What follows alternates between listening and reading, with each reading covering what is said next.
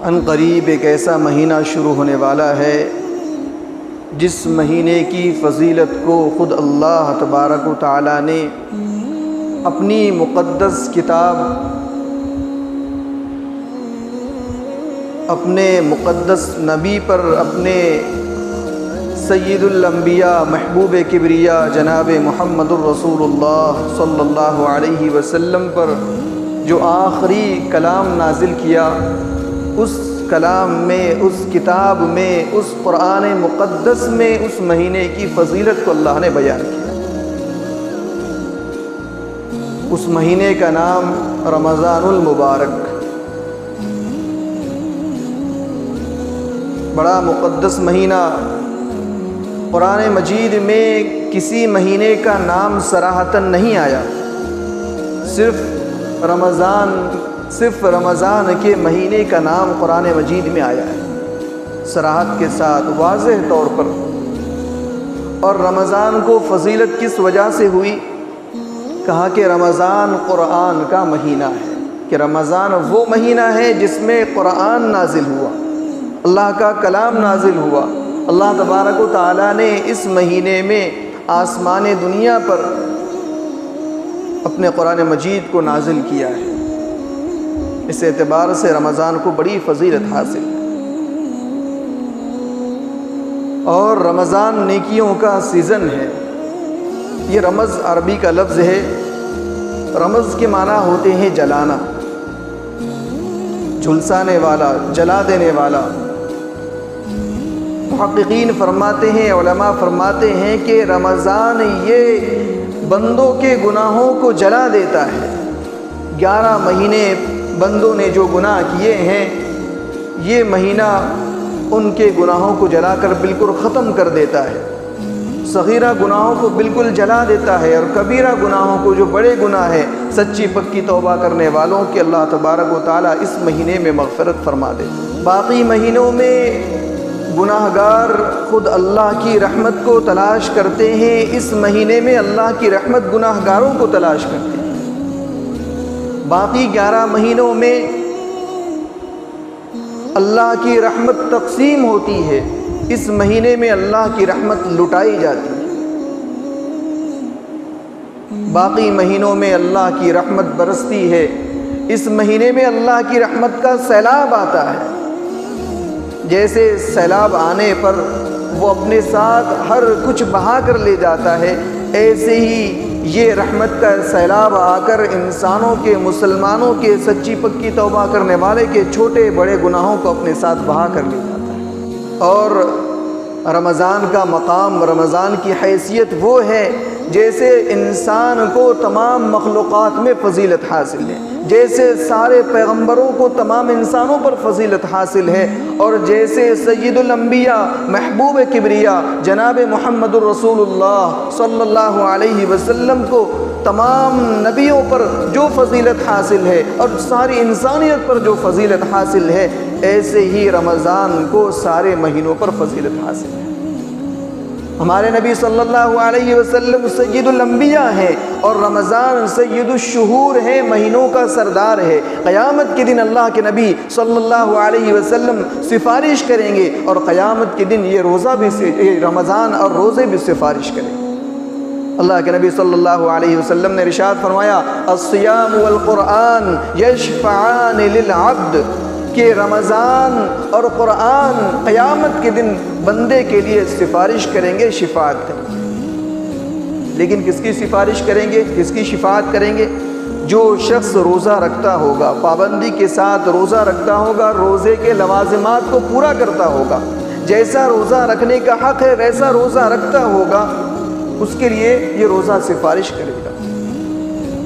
ورنہ روزہ رکھ رہے ہیں، جھوٹ بھی بولنا شروع ہے، روزہ رکھ رہے ہیں اور گناہ کے کام بھی کرنا شروع ہے، روزہ رکھ رہے ہیں اس کے باوجود بد نظری ہو رہی ہے، آنکھوں سے گناہ ہو رہے ہیں، کانوں سے گناہ ہو رہے ہیں۔ اس کے بارے میں اللہ کے نبی صلی اللہ علیہ وسلم نے ارشاد فرمایا، بہت سے روزہ دار ایسے ہوتے ہیں کہ ان کو سوائے بھوکا اور پیاسا رہنے کے کچھ نہیں ملتا، کوئی ثواب ان کو نہیں ملتا، کوئی اجر ان کو نہیں ملتا۔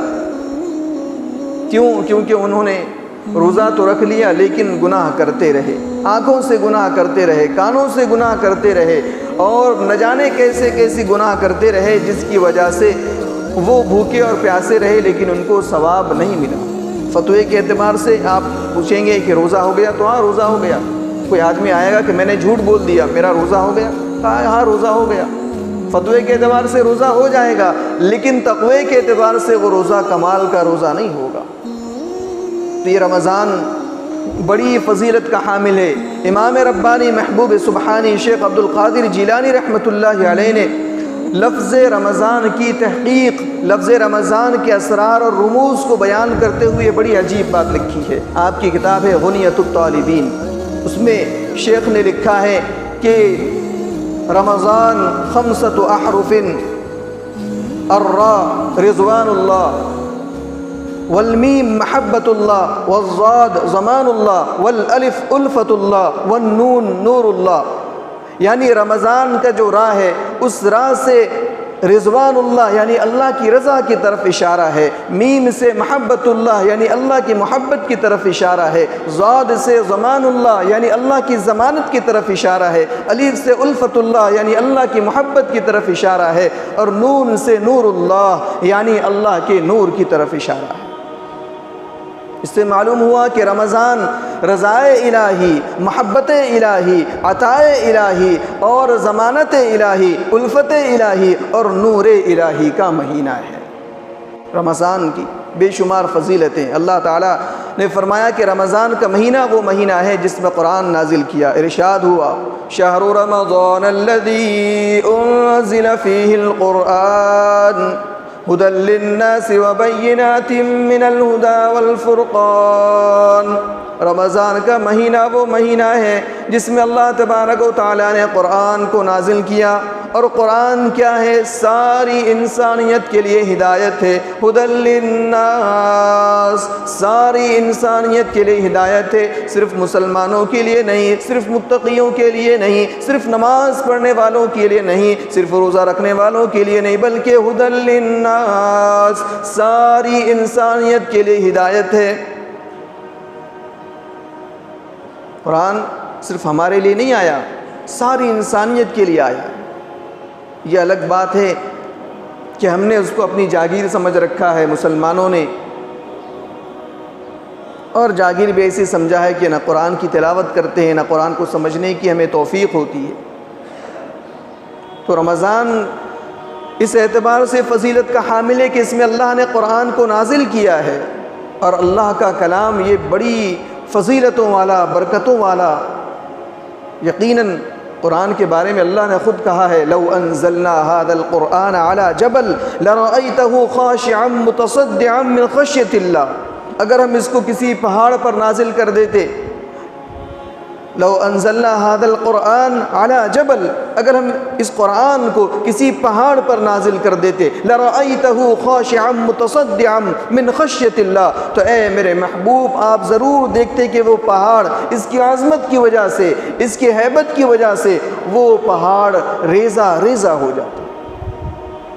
ظاہر اللہ کا کلام ہے، وہ اللہ جو ساری کائنات کا بادشاہ ہے، جو سارے جہاں کا رب ہے، جو سب کو پیدا کرنے والا ہے۔ اللہ خالق کل شیء، ہر ایک چیز کا پیدا کرنے والا اللہ ہے۔ پھر ہر چیز فنا ہو جائے گی، کل من علیہا فان ویبقى وجہ ربک ذو الجلال والاکرام، وہ اللہ کی ذات باقی رہے گی جو تنے تنہا یکتا بادشاہ ہے، اس کی بادشاہت میں نہ کوئی شریک ہے، نہ اس کی ذات میں کوئی شریک ہے، نہ اس کی صفات میں کوئی شریک ہے، وہ اللہ تبارک و تعالیٰ، اور اس کا یہ کلام ہے۔ آدمی جتنا بڑا ہوتا ہے، جتنی بڑی اس کی حیثیت ہوتی ہے، اس کی بات کی ویلیو بھی اتنی ہوتی ہے۔ یہ دنیا معمولی ایک آدمی ہے، اس کی بات کی کوئی حیثیت نہیں۔ وہی اگر گاؤں کا کوئی معزز آدمی ہے، کوئی منتری آدمی ہے، تو اس کی بات کی بہت اہمیت ہوگی۔ وہی اگر سی ایم ہے یا پھر ہمارے یا کسی ملک کا پی ایم ہے، پردھان منتری ہے، اس کی بات کی اہمیت ہوگی۔ تو آدمی کی حیثیت کے اعتبار سے اس کی بات کی اہمیت ہوتی ہے۔ تو اندازہ لگائیں جو سارے جہاں کا بادشاہ ہے، سارے جہاں کو بنانے والا اور سارے جہاں کو ختم کرنے والا ہے، اس کی بات کی کتنی اہمیت ہوگی۔ وہ اللہ کا کلام وہ اس مہینے کے اندر نازل ہوا ہے۔ تو یہ رمضان ان قریب ہمارے اوپر آنے والا ہے، اور رمضان کا مہینہ برکتوں والا، عظمتوں والا اور رحمتوں والا مہینہ ہے۔ اس میں اللہ تبارک و تعالیٰ کی طرف سے ثواب بڑھا دیا جاتا ہے، ایک فرض کا ثواب 70 فرضوں کے برابر کر دیا جاتا ہے، نفل کا ثواب فرض کے برابر کر دیا جاتا ہے۔ جیسے ہمارے کاروبار میں سیزن ہوتا ہے، جیسے اب گرمی کا موسم ہے تو جو کولڈ ڈرنکس تک کا کاروبار کرنے والے ہیں ان کا یہ سیزن ہے، تو ایسے ہی شادیوں کا سیزن ہوتا ہے، اس وقت میں شادیوں کے تعلق سے جو کام کرنے والے ان کا وہ سیزن ہوتا ہے۔ تو سیزن میں ہر کوئی بہت زیادہ وقت اپنے کاروبار کو دیتا ہے کہ بھائی سیزن ہے، بعد میں یہ سیزن چلا جائے گا تو مجھے فائدہ نہیں ہوگا۔ ایسے ہی یہ نیکیوں کا سیزن ہے، نیک کام کرنے کا سیزن ہے۔ ہمارے جو اللہ والے ابو الفضل رحمۃ اللہ علیہ مشہور تابعی ہے، فرماتے ہیں کہ ہم رمضان کا 6 مہینے پہلے سے انتظار کرتے تھے اور اللہ سے دعا کرتے تھے کہ اللہ ہمیں رمضان تک پہنچا، اور بعد کے رمضان کے بعد کے جو 6 مہینے 5 مہینے ہوتے تھے تو اس میں اللہ سے یہ دعا کرتے تھے کہ اے اللہ ہم نے رمضان کے اندر جو اعمال کیے ہیں اے اللہ انہیں قبول فرما۔ خود اللہ کے نبی صلی اللہ علیہ وسلم رجب کے ابتدا سے دعا کرتے تھے، اللہم بارک لنا فی رجب و شعبان وبلغنا رمضان، اے اللہ ہمارے لیے رجب میں اور شعبان میں برکت عطا فرما اور ہمیں رمضان تک پہنچا۔ حضرت مولانا منظور نعمانی رحمۃ اللہ علیہ فرماتے ہیں کہ ہمیں اور آپ کو رمضان اور غیر رمضان میں، یعنی رمضان کے مہینے میں اور رمضان کے علاوہ مہینوں میں کوئی خاص فرق محسوس نہیں ہوگا۔ ہمیں تو یہ نظر آئے گا جیسا یہ دن ہے ویسے ہی رمضان کے دن ہے، جیسے یہ راتیں ہیں رمضان کے علاوہ کے مہینے کی راتیں ویسے ہی رمضان کی راتیں ہیں۔ لیکن فرمایا کہ اگر اللہ کسی کو وہ نگاہ دے، کسی کو وہ آنکھیں دے تو وہ صاف محسوس کرے گا کہ رمضان کا مہینہ اور رمضان کے علاوہ کا مہینہ دونوں میں اتنا فرق ہے جیسے ہمارے لیے دن اور رات میں فرق ہے۔ جیسے ہمیں دن نظر آتا ہے، دن میں روشنی نظر آتی ہے، رات میں تاریکی نظر آتی ہے، اندھیرا نظر آتا ہے، ایسے ہی اللہ اگر کسی کو بصیرت دے تو اس آدمی کو رمضان میں روشنی، تاریکی، اللہ کے انوارات اور برکات کا نزول نظر آئے گا، اور رمضان کے علاوہ مہینوں میں اس کو کچھ نظر نہیں آئے گا۔ تو یہ ایک بہت مبارک مہینہ آنے والا، اس میں شیاطین کو قید کر دیا جاتا ہے۔ اللہ کے نبی صلی اللہ علیہ وسلم نے فرمایا اذا دخل رمضان فتحت ابواب السماء وفی روایت فتحت ابواب الرحمہ، کہ اس مہینے میں آسمان کے دروازے کھل جاتے ہیں، ایک روایت میں کہ جنت کے دروازے کھول دیے جاتے ہیں، وغلقت ابواب جہنم، اور جہنم کے دروازوں کو بند کر دیا جاتا ہے۔ جنت کے 8 دروازے اور جہنم کے 7 دروازے، جہنم کے 7 دروازوں کو بند کر دیا جاتا ہے اور جنت کے 8 دروازوں کو کھول دیا جاتا ہے۔ اور وسلسلۃ الشیاطین، اور شیاطین کو قید کر دیا جاتا ہے، ان کے پیروں میں بیڑیاں باندھ کر ان کو قید کر دیا جاتا ہے تاکہ روزہ داروں کو ان کے روزوں کو خراب نہ کرے۔ تو عام طور پر دیکھیں رمضان میں اور رمضان کے علاوہ مہینوں میں جو لوگ گناہ کرتے ہیں وہ رمضان میں عموماً نہیں کرتے۔ رمضان میں گناہوں کا ماحول نہیں ہوتا، رمضان میں لوگوں کے دل نرم ہوتے ہیں۔ لیکن اگر کوئی آدمی ایسا ہے جو رمضان میں بھی گناہوں سے باز نہیں آ رہا تو پھر اندازہ لگائیں اس آدمی کی بدبختی کا، اس کی بدقسمتی کا اور اس کے نفسانی خواہشات میں پڑنے کا کہ وہ رمضان جیسے مہینے میں جس میں شیطان بند ہے، شیاطین بند کر دیے گئے ہیں، اس کے باوجود بھی وہ گناہوں سے نہیں بچ رہا ہے۔ تو اندازہ لگائیں کہ اس آدمی کی قساوت قلبی کا، اس آدمی کے دل کے سختی کا کیا عالم ہوگا۔ اس لیے رمضان میں خصوصاً 2 گناہوں سے بچنا ہے، ایک تو بد نظری ہے اور ایک غیبت ہے، کسی کی برائی کرنا۔ رمضان میں بہت ٹائم ہوتا ہے مسلمانوں کے پاس میں، اب تو غیبت اور بد نظری، نگاہوں کی حفاظت، نگاہوں کو خراب نہ کرنا، نگاہوں کے ذریعے سے اپنے روزے کو خراب نہ کرے۔ اب تو پہلے زمانے میں تو یہ ہوتا تھا کہ چلو باہر گئے، کوئی نظر آیا ڈھونڈنے پر، کوئی غیر محرم نظر آئی، وہاں بد نظری کر لی۔ اب تو گھر بیٹھے بیٹھے موبائل نکالا اور وہاں بد نظری ہو رہی ہے، گھر بیٹھے بیٹھے وہاں غیبتیں ہو رہی ہیں۔ تو میرے بھائیوں، یہ رمضان، اس میں نیکیاں کرنا ہے، گناہوں سے اپنے آپ کو بچانا ہے۔ اگر ہم گناہوں سے اپنے آپ کو نہیں بچا رہے تو پھر ہمیں کچھ نصیب نہیں ہوگا۔ بہت سے روزہ دار اور بہت سے شب بیدار ایسے ہیں کہ ان کو سوائے روزے بھوکا اور پیاسا رہنے کے، اور شب بیدار جن کو سوائے جاگنے کے کچھ نصیب نہیں ہوتا۔ جاگ رہے ہیں لیکن کیسے جاگ رہے ہیں؟ کہا کہ فضول باتوں میں اور بیکار کے کاموں میں اپنے آپ کو لگائے ہوئے ہیں، تو ان کو سوائے جاگنے کے کچھ نصیب نہیں ہوگا۔ اس لیے اس مہینے کی قدر کریں، پھر پتہ نہیں کہ یہ مہینہ ہمیں نصیب ہوگا یا نہیں ہوگا۔ پچھلی ابھی شب برات گزری ہے، ہو سکتا ہے یہ آنے والی جو اب اس کے بعد جو آنے والی شب برات ہو، اس وقت تک ہمارا رہنا ہوگا یا نہیں ہوگا، پتہ نہیں۔ اس شب برات میں جو لسٹ نکلی ہے مرنے والوں کی، ہو سکتا ہے ہمارا نام بھی اس لسٹ میں آ گیا ہو اور ہم بے خبر ہو سکتا ہے اگلا رمضان ہمیں نصیب ہو نہ ہو۔ اس لیے اس رمضان کی قدر کریں، اس رمضان کی قدر کر لیں، کہیں ایسا نہ ہو کہ دوبارہ زندگی میں کبھی رمضان نہ آئے۔ اللہ کے نبی صلی اللہ علیہ وسلم خود دعا فرمانے کہ اللہ ہمیں رمضان تک پہنچا، کیونکہ رمضان برکتوں والا، کہیں ایسا نہ ہو کہ رمضان سے پہلے ہمیں کیا ہو جائے، ہماری وفات ہو جائے، انتقال ہو جائے۔ اور جو رمضان کی حرمت کا خیال نہیں رکھیں گے تو اللہ تبارک و تعالیٰ کی طرف سے ان کے لیے سزا ہے۔ اس لیے فرمایا کہ ایمان والو، جب تم رمضان کا مہینہ پاؤ، فمن شہد منکم الشہر فلیصم، تو روزہ رکھو۔ یا ایھا الذین آمنوا کتب علیکم الصیام، ایمان والو تم پر روزے فرض کیے گئے، رمضان کے روزے فرض کیے گئے۔ اب انسان یہ سوچے گا، مسلمان اس وقت کا یہ سوچے گا کہ اتنا بھاری، اتنے سخت گرمی کے اندر روزے آ رہے ہیں اور ہم کیسے روزے رکھیں گے، اتنے مشکل روزے ہیں، صبح سے لے کر شام تک بھوکا پیاسا رہنا ہے، اور کیسے رہیں گے ہم کو کام بھی کرنا ہے، کاروبار بھی کرنا ہے، ساری چیزیں کرنی ہے۔ تو اللہ تعالیٰ نے فرمایا کہ سنو 15ویں صدی کے مسلمانوں، کہیں ایسا نہیں کہ یہ صرف تمہارے اوپر فرض کیے گئے یا تمہارے اوپر ہی فرض کیے گئے، اس سے پہلے روزے فرض نہیں کیے گئے، ایسا نہیں ہے، بلکہ تم سے پہلے لوگوں پر بھی روزے فرض کیے گئے تھے۔ کما کتب علی الذین من قبلکم لعلکم تتقون۔ انسان حریص ہوتا ہے، ہر کام کرتا ہے اس کے پیچھے اپنا نفع دیکھتا ہے کہ یہ کام کروں گا تو مجھے کیا ملے گا۔ انسان کی فطرت ہے، کوئی کام بغیر نفع کے نہیں کرتا ہے نا۔ کوئی بھی کام کرے گا تو کیا دیکھے گا، مجھے کیا ملنے والا ہے، میرا اس میں کیا نفع ہے۔ بغیر نفع کے آج کوئی کام نہیں کرتا۔ کوئی آپ کو اگر مکان دلوا رہا ہو کہ بھائی دیکھو بہت اچھا مکان ہے، آپ کو یہ مکان دوبارہ نہیں ملنے والا، تو یہ آپ کو دکھانے والا جو مکان دکھا رہا ہے تو یہ بھی بغیر غرض کے آپ کو مکان نہیں دکھا رہا ہے۔ یقیناً آپ اگر مکان خریدیں گے تو اس کو بھی کچھ نہ کچھ فائدہ ہوگا۔ آپ کو یہ پلاٹ دکھا رہا ہے، آپ کو یہ گاڑی دکھا رہا ہے کہ دیکھو یہ گاڑی بہت اچھی ہے، تو اس کو کچھ نہ کچھ نفع ضرور ہے، تبھی آپ کو کیا کر رہا ہے، یہ دکھا رہا ہے۔ کیونکہ انسان نفع کا حریص ہے، بغیر نفع کے، بغیر اپنے فائدے کے کوئی کام نہیں کرتا۔ تو اب روزہ رکھے گا تو انسان یہ سوچے گا کہ بھئی روزہ رکھوں گا تو مجھے کیا ملے گا۔ تو اللہ نے یہ بھی فرمایا کہ ہاں مجھے معلوم ہے تمہاری فطرت میں یہ ہے کہ تم اپنا نفع دیکھتے ہو۔ اللہ نے کہا لعلکم تتقون، روزے اس لیے رکھنے ہیں تاکہ تم متقی بن جاؤ، پرہیزگار بن جاؤ، اللہ کا خوف تمہیں نصیب ہو جائے، تمہارے دلوں کے اندر تقوی آ جائے، اس لیے روزے فرض کیے گئے۔ روزہ رکھنے سے تمہیں کیا حاصل ہوگا؟ تقوی حاصل ہوگا۔ تقوی کیا ہے؟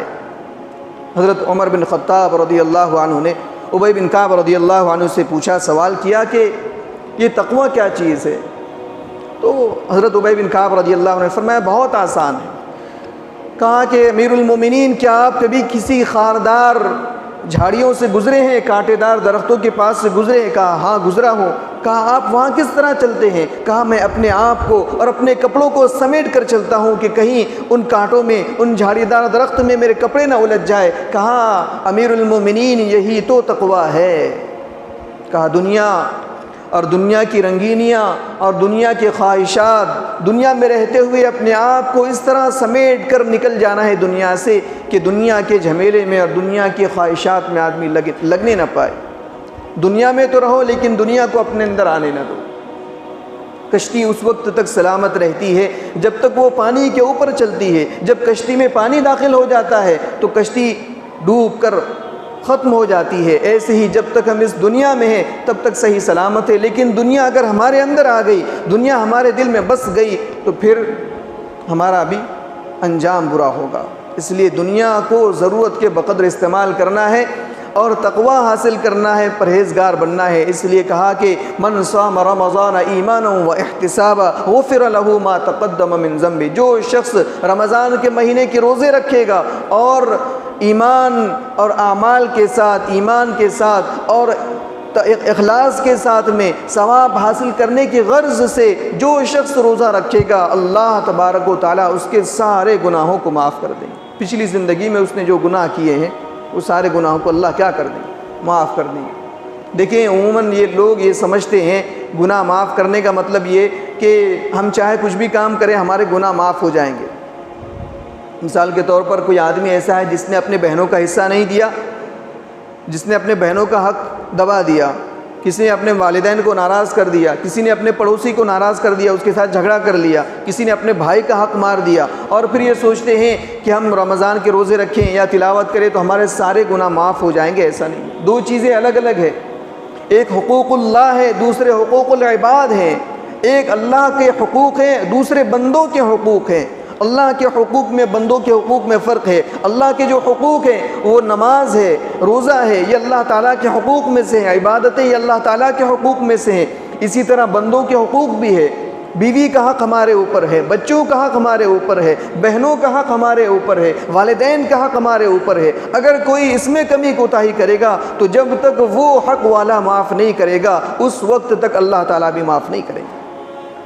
کسی نے اپنے بہن کا حصہ ہڑپ کر لیا، بہن کا حصہ میراث میں سے نہیں دیا، اب وہ یہ سوچے کہ میں روزے رکھ لوں گا، تلاوت کر لوں گا، میرے گناہ معاف ہو جائیں گے۔ کہا نہیں نہیں، ایسا نہیں ہے، جب تک وہ بہن معاف نہیں کرے گی اس وقت تک تم کو اللہ بھی معاف نہیں کرے گا، جب تک بھائی تمہارا تم کو معاف نہیں کرے گا اس وقت تک اللہ بھی تم کو معاف نہیں کرے گا، جب تک والدین تم سے ناراض ہیں اللہ بھی تم سے ناراض ہیں، چاہے تم کتنی ہی عبادت کیوں نہ کر لو۔ اس لیے یہ سمجھ لیں کہ حقوق العباد کا صحیح ہونا ضروری ہے، بہنوں کا حق دینا ضروری ہے، بھائیوں کا حق دینا ضروری ہے۔ اگر ہمارے اوپر جو حق ہے اس کو ہم ادا کرتے ہیں تو پھر اللہ تعالیٰ کی طرف سے مغفرت ہے، ورنہ مغفرت نہیں۔ ورنہ وہ شخص رمضان جیسا مہینہ پا کر بھی محروم ہو جائے گا، ورنہ وہ شخص شب قدر جیسی رات جس کے بارے میں اللہ نے کہا لیلۃ القدر خیر من الف شہر، کہ جو 1000 مہینوں سے بہتر ہے، ایسی مبارک رات میں بھی وہ شخص محروم رہے گا، شب برات جیسی مبارک رات میں بھی وہ شخص محفوظ رہے گا۔ اس لیے اپنے معاملات کو صحیح کر لے۔ اگر یہ سوچے تنہائی میں بیٹھ کر کہ میں نے کسی کا حق تو نہیں مارا ہے، میں نے اپنے پڑوسی کو کہیں نقصان تو نہیں پہنچایا، اس کو تکلیف تو نہیں پہنچائی، میں نے اپنے والدین کی کہیں نافرمانی تو نہیں کر لی، ان کا دل تو نہیں دکھایا، میں نے اپنی بہنوں کا حصہ تو نہیں کھا لیا، کہ باپ کے اسٹیٹ میں بھائیوں کا جیسے بھائیوں کا حصہ ہوتا ہے ایسے بہنوں کا حصہ ہوتا ہے، کہیں ایسا تو نہیں کہ میں نے اپنے بہنوں کا حصہ ہڑپ کر لیا اور بہنیں مجھ سے ناراض ہیں۔ وہ تو بھائی کی رعایت میں، رشتہ داری کی رعایت میں بہنیں کچھ نہیں کہہ رہی، لیکن قیامت میں وہاں سب اللہ تعالیٰ کے سامنے کہیں گی کہ اللہ یہ میرا بھائی ہے جس نے دنیا میں میرا حصہ ہڑپ کر لیا تھا، جس نے دنیا کے اندر میرا حصہ کھا لیا تھا، دبا لیا تھا، میرا حصہ مجھے نہیں دیا تھا۔ اور قیامت کے دن پھر اللہ تبارک و تعالیٰ وہاں نیک اعمال میں سے وہاں حصہ داروں کو دیں گے۔ اسی لیے اللہ کے نبی صلی اللہ علیہ وسلم نے فرمایا صحابہ سے، اے صحابہ مفلس کون ہے؟ صحابہ نے عرض کیا اے اللہ کے رسول، جس کے پاس کھانے کو نہیں ہے، جس کے پاس پینے کو نہیں ہے، جس کے پاس دنیا کا ساز و سامان نہیں ہے، مال و دولت نہیں ہے، کہا وہ مفلس ہے۔ اللہ کے نبی صلی اللہ علیہ وسلم نے ارشاد فرمایا میرے صحابہ، میری امت کا مفلس وہ شخص ہے کہ قیامت کے دن وہ پہاڑوں جیسے اعمال لائے گا کہ اس کے اعمال بہت سارے ہوں گے، لیکن دنیا کے اندر اس نے لوگوں کو ستایا ہوگا، کسی جھوٹ کہا ہوگا، کسی کی برائی کی ہوگی، کسی کا حق دبایا ہوگا، ماں باپ کو تکلیف دی ہوگی، بھائیوں کو تکلیف دی ہوگی، کسی کی غیبت کی ہوگی، کسی پر بہتان باندھا ہوگا، دنیا میں دنیا والوں کے حقوق کو ضائع کیا ہوگا، حقوق کو پامال کیا ہوگا۔ کل قیامت میں وہ سارے حق لینے والے اللہ کے سامنے حاضر ہوں گے، اللہ سے کہیں گے اے اللہ اس نے میرا حق دبایا تھا، اے اللہ اس نے مجھ کو گالی دی تھی، اے اللہ اس نے میری غیبت کی تھی، میری برائی کی تھی، مجھے برا بھلا کہا تھا، مجھے ستایا تھا، مجھے پریشان کیا تھا۔ وہ سارے حق والے آئیں گے اور اللہ تعالیٰ سے اپنے حق کا مطالبہ کریں گے۔ اب اس کے پہاڑ جیسے اعمال تو ہوں گے، لیکن اللہ تبارک و تعالیٰ اب حق والوں کو وہاں چونکہ حق دینے کا کوئی مسئلہ نہیں ہے، اس لیے اس کی نیکیوں میں سے اٹھا کر ان حق والوں کو نیکیاں دیں گے اور دیتے رہیں گے یہاں تک کہ اس کے پہاڑ جیسے اعمال وہ سارے کے سارے ختم ہو جائیں گے، اس کے باوجود بھی حق والے باقی رہیں گے۔ اللہ تبارک و تعالیٰ ان حق والوں کے گناہوں کو لے کر اس آدمی پر ڈالیں گے، ان کے گناہوں کو اس پر ڈالیں گے اور پھر اس آدمی کو جہنم میں گھسیٹ کر جہنم میں داخل کر دیا جائے گا۔ فرمایا میری امت کا مفلس یہ ہے۔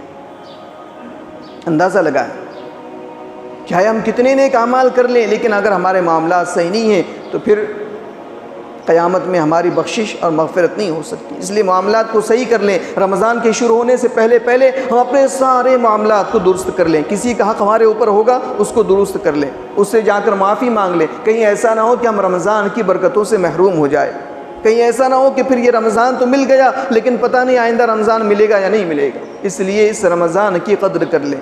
رمضان صرف واہی تباہی کا، کھانے پینے کا مہینہ نہیں ہے، وہ تو اللہ تبارک و تعالیٰ اس مہینے کی برکت سے ہر ایک چیز کھلاتے ہیں۔ عام طور پر عام دنوں میں آدمی وہ چیز وہاں تک ایک غریب نہیں پہنچ پاتا، رمضان میں اللہ غریبوں کو بھی ایسی نعمتیں کھلاتے ہیں جس کا اندازہ نہیں ہے۔ تو کھلانے پلانے میں یہ اللہ تبارک و تعالیٰ کی ذات ہے۔ اللہ ہر ایک چیز کو، ہر دنیا کی ہر مخلوق کو اللہ کھلا رہے ہیں، تو انسانوں کو، خاص طور سے مسلمانوں کو اللہ بھوکا کیسے ماریں گے؟ تو اللہ تبارک و تعالیٰ کھلائیں گے۔ لیکن رمضان صرف کھانے کا مہینہ نہیں ہے، رمضان تقوی کا مہینہ ہے، رمضان تقوی حاصل کرنے کا مہینہ ہے، اللہ کو راضی کرنے کا مہینہ ہے، اللہ کی رحمتوں کو لوٹنے کا مہینہ ہے، اللہ کی رحمتوں کو، اللہ تعالیٰ کی مغفرت کو حاصل کرنے کا مہینہ ہے کہ اللہ ہم سے اس مہینے میں راضی ہو جائے، اللہ ہم سے اس مہینے میں راضی ہو جائے۔ اس لیے رمضان کی قدر کریں اور رمضان کے اندر زیادہ سے زیادہ عبادت کریں۔ 11 مہینے تو ہم سے وہ عبادت نہیں ہو پاتی، نوافل ہم نہیں پڑھ پاتے، قرآن کی تلاوت زیادہ سے زیادہ ہم سے نہیں ہو پاتی، لیکن رمضان اس مہینے میں زیادہ سے زیادہ اپنا ایک معمول بنائے، نظام الاوقات بنائے کہ ہمیں روزانہ 1 پارہ 2 پارے 3 پارے روزانہ ہمیں تلاوت کرنی ہے۔ قرآن نہیں آتا تو قرآن کو سیکھنا ہے اور زیادہ سے زیادہ ہمارا وقت عبادت میں گزارنا ہے۔ ایک پورا صبح سے لے کر شام تک کا پورا ہمارا نظام الاوقات ہو کہ ہمیں کس وقت میں کیا کرنا ہے۔ اگر ہم اس طرح پابندی کے ساتھ رمضان کو گزاریں گے تو انشاءاللہ اللہ کی ذات سے امید ہے کہ اللہ تبارک و تعالی ہم سب کی مغفرت بھی فرمائیں گے۔ حضرت مولانا عبد المجید ندیم رحمۃ اللہ علیہ فرماتے تھے کہ رمضان، اپنی زندگی رمضان کی طرح کر لو۔ کیا فرماتے تھے؟ اپنی زندگی رمضان کی طرح کر لو، تمہیں موت عید کی طرح آئے گی۔ اگر زندگی رمضان کی طرح گزار لو گے تو عید کی طرح موت آئے گی۔ اس لیے اپنی زندگی کو رمضان کی طرح کرنا ہے کہ رمضان میں نیک اعمال کرتے ہیں، ایسے ہی باقی مہینوں میں بھی نیک اعمال کرنا ہے، اور خصوصاً رمضان میں نیک اعمال کرنا ہے۔ بہت زیادہ شور مچانا اور بہت زیادہ ادھر ادھر گھومنا یا باتوں میں اور مجلس لگانا، مجلسیں قائم کرنا، راتوں کو بہت جاگنا اور فضول کاموں میں اپنے آپ کو لگانا، یہ مسلمانوں کا کام نہیں ہے۔ مسلمانوں کا کام تو اس مہینے میں اللہ کی عبادت ہے، اللہ کی رضا ہے۔ یہ سارے کام کریں گے انشاءاللہ تو اللہ کی ذات سے امید ہے کہ اللہ تبارک و تعالی ہم سب کی مغفرت بھی فرمائیں گے، اور ہمارے اوپر جو حالات ہیں، آزمائشیں ہیں، مصیبتیں ہیں، اللہ تبارک و تعالی ضرور اللہ تعالی ان کو دور کریں گے۔ اللہ تعالی ہم سب کو اس مہینے کی برکتوں سے مالا مال فرمائے، اس مہینے کی قدر کرنے والا بنائے، اس مہینے میں اللہ کی رضا ہم کو نصیب فرمائے، اللہ کی الفت و محبت ہم سب کو نصیب فرمائے۔ وآخر دعوانا الحمد للہ رب العالمین۔